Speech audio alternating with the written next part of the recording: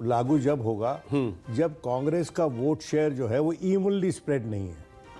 अगर कुछ कॉन्स्टिट्यूंसीज में बहुत भारी बहुमत से जीत रहे हैं, ये बात सच है कि वहाँ पर देखिए छत्तीसगढ़ तो प्राइमरीली रूरल ही है, लेकिन वहाँ पर एक अर्बन रूरल डिवाइड लोगों ने देखा छत्तीसगढ़ में, जहाँ पर जो शहर हैं वहाँ पर बीजेपी अच्छा कर रही थी और जो देहात है उसमें कांग्रेस अच्छा कर रही थी।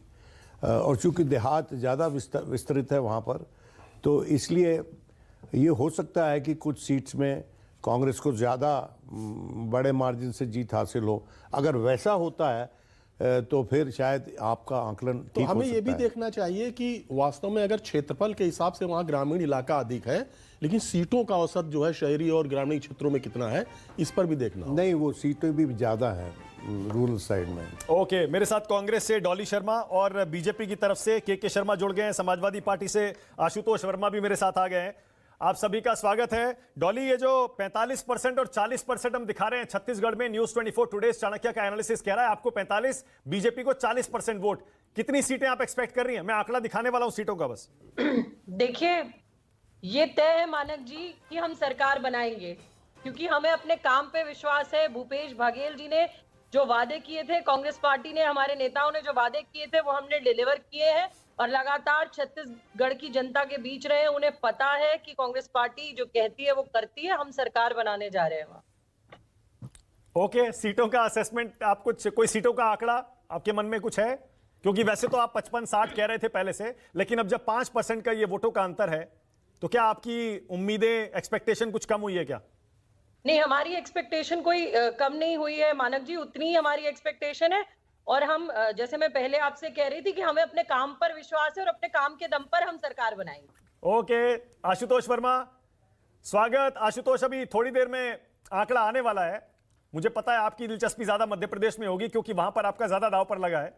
छत्तीसगढ़ के इस आंकड़े पर आपका कोई रिएक्शन है क्या? नहीं मानक जी, बहुत अच्छा है कि देखिए आपने कहा कि +-3%। एक सेकंड आशुतोष जी, एक सेकंड रुकूंगा आपको, एक सेकंड रुक जाइए, मैं भी आ रहा हूं आपके पास। अब ये आंकड़ा न्यूज 24 टुडे चाणक्य का देख लीजिए जरा। हमारा स्टेट एनालिसिस कह रहा है कांग्रेस पार्टी 57 सीटों के साथ छत्तीसगढ़ जीतने जा रही है। बीजेपी को 33 सीटें मिलेंगी, 33। अदर्स को कुछ नहीं मिलेगा। आमने सामने की टक्कर बीजेपी और कांग्रेस में है छत्तीसगढ़ में। 33 +-3, 57 +-8। अब अगर आप गलती की गुंजाइश भी इसमें डाल लें, तब भी ऐसा लगता है कांग्रेस पार्टी छत्तीसगढ़ में एक बहुत ही कंफर्टेबल मेजॉरिटी की तरफ बढ़ रही है। और हो सकता है अगर ये प्लस हो गया, ये +8 ही है ना, +8 है। अगर ये +8 हो गया तो जरा सोचिए, ये +8 हो गया तो ये 65 हो जाएगा, जो कि एक प्रचंड बहुमत माना जाएगा 90 सीटों के छत्तीसगढ़ में। 67 पिछली बार जीते थे, 67 प्रचंड सत्ता बताई गई थी। बाद में उपचुनाव जीतकर वो 72 तक पहुंच गए थे। लेकिन 57 is a very very respectable number. इसका मतलब कोई एंटी इनकम्बेंसी वहां शायद नहीं थी। वो ये अगर आप देखें तो ये प्रो इनकम्बेंसी के लिए वोट है। अगर दोबारा जीतकर 57 सीटों के साथ आप बीजेपी की 15 साल का शासन याद करिए और वो नंबर्स याद करिए, बहुत क्लोज फाइट होती थी, बहुत क्लोज फाइट होती थी, बहुत एक तरफा नहीं होता था।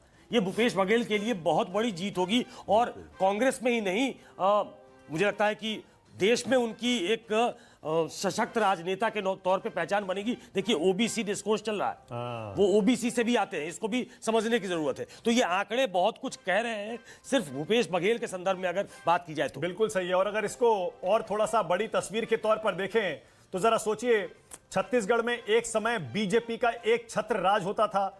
कांग्रेस के लिए एक बड़ी चुनौती बन गया था बीजेपी का छत्तीसगढ़ का किला भेदना। 3 बार लगातार बीजेपी ने वहां सरकार बनाई, लेकिन उसके बाद भूपेश बघेल जब आए, तब देखिए पिछले 5 साल उन्होंने कैसी सरकार चलाई। कोई बहुत बड़ा मुद्दा उन्होंने बीजेपी को इन 5 सालों में कभी दिया ही नहीं।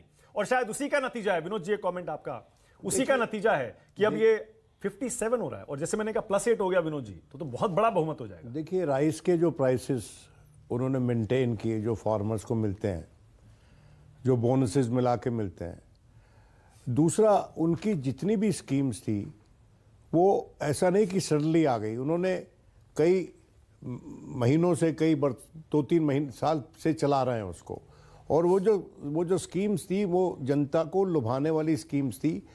उनके खिलाफ कोई एंटी इनकम्बेंसी नहीं थी विजिबल और टेंजिबल, लेकिन ये जो महादेव ऐप की बात शुरू आखिर में की भारतीय जनता पार्टी ने, तो वो शायद मेरा ख्याल है इसलिए भी की कि महाकाल की भी एक बात चल रही थी बगल की स्टेट में, मध्य प्रदेश में, उसको काटने के लिए, क्योंकि एक तरफ महाकाल था, एक तरफ महादेव, तो मतलब एक तरह से न्यूट्रलाइज करने की कोशिश थी, क्योंकि उसमें स्टेट गवर्नमेंट का जो क्लेम है कि उन्होंने शुरू से ही कहा हुआ था कि केस रजिस्टर करो, और ये बाद में प्रकरण हुआ, ये सेंट्रल एजेंसीज बाद में घुसी, तो उन्होंने पेशरफ्त पहले ही कर दी थी इस इशू पे।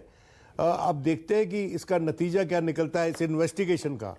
हाँ, पर इलेक्शन पे इसका जाहिर है कोई असर नहीं हुआ। वो किसी लॉजिकल एंड पर भी नहीं ले जा पाए थे। केवल एक ब्रेक आया, केवल एक ब्रेक थ्रू आया कि उस पे किसी एक बंदे ने, जो ड्राइवर था, उसने भूपेश बघेल का नाम लिया, बागी हो गया जी, वो भी बाद में कहा कि मुझसे जबरदस्ती जी, लेकिन कोई उस पे कोई आप किसी लॉजिकल एंड पर पर विष्णु नहीं जी, जा लेकिन पाए जो थे। मैं बड़ी तस्वीर खींचने की कोशिश कर रहा जी। हूं, अगर अपनी सरकार छत्तीसगढ़ में भूपेश बघेल रिपीट करा लेते हैं, जी, जो सुकेश ने कहा, जी, सिर्फ कांग्रेस पार्टी ही नहीं बल्कि देश में उनका एक कामयाब मुख्यमंत्री के तौर पर, बड़े नेता के तौर पर कद कितना बढ़ेगा? देखिए, जो फॉर्मल इनफॉर्मल वे में जो चुनाव से पहले और उसके पहले भी बातें होती थी कि कहीं ना कहीं कांग्रेस में आप देखिए कि कमलनाथ जी में और भूपेश बघेल में जो फाइनेंशियल और वित्त पोषक भूमिका होती थी, उसमें भूपेश बघेल कमलनाथ को पीछे छोड़ रहे थे, अगर आप देखेंगे औपचारिक अनौपचारिक चर्चाओं में।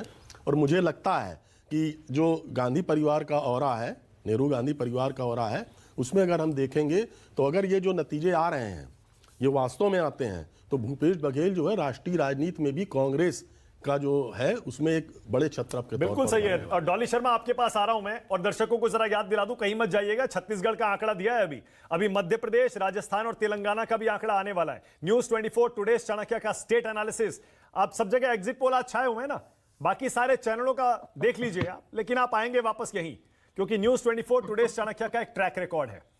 डॉली, ये जो आंकड़ा हम दे रहे हैं, अब आपको ठीक लग रहा है ये आंकड़ा? जी देखिए, हम तो मान के चल रहे हैं कि कांग्रेस पार्टी प्रचंड बहुमत से